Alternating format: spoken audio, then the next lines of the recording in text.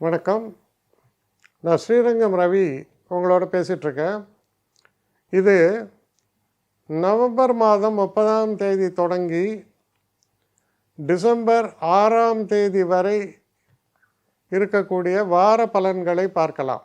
அதாவது 30ஆம் தேதி ஞாயிற்றுக்கிழமை தொடங்கி 6ஆம் தேதி சனிக்கிழமை நவம்பர் வரைக்கும் உள்ள பலன்களை இப்பொழுது பார்க்கலாம். மகர ராசி. மகர ராசி நேயர்களை பொறுத்தவரையில் மனதில் சிறு குழப்பம். நாம் செய்வது சரியா, நம்ம முயற்சிகள் சரியாகத்தான் இருக்கா, இல்லை நம்ம ராங் டைரக்ஷனில் போயிட்டுருக்கோமா அப்படிங்கிற மாதிரி சில குழப்பங்கள்லாம் வரும்.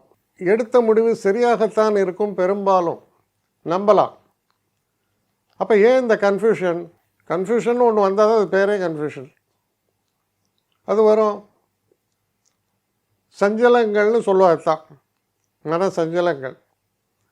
அப்போ அந்த மன சஞ்சலங்கள் இல்லாமல் இருந்தால் ரொம்ப சௌக்கியம்.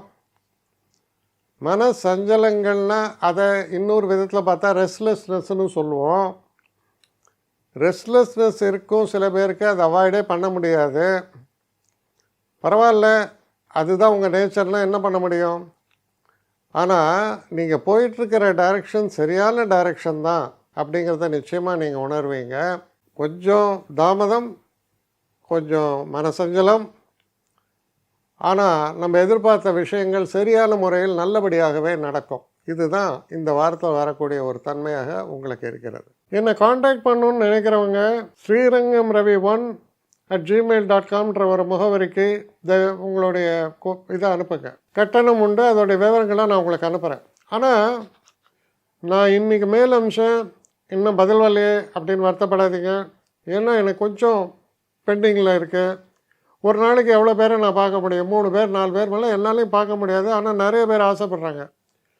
ஆனால் கண்டிப்பாக நான் எல்லாருக்கும் ரிப்ளை பண்ணுவேன். சில நேரங்களில் 3 to 4 வீக்ஸ் ஆகும் என்னுடைய ரிப்ளை வரத்துக்கு. ஆனால் வரும். ஏன்னா நான் எல்லோரும் ஒரே நேரத்தில் ஒரு நாளைக்கு 10 பேர் பார்க்கணுன்னா முடியாது. ஸோ அதை கன்சிடர் பண்ணுங்கள். நான் நிச்சயமாக ரெஸ்பாண்ட் பண்ணுவேன்.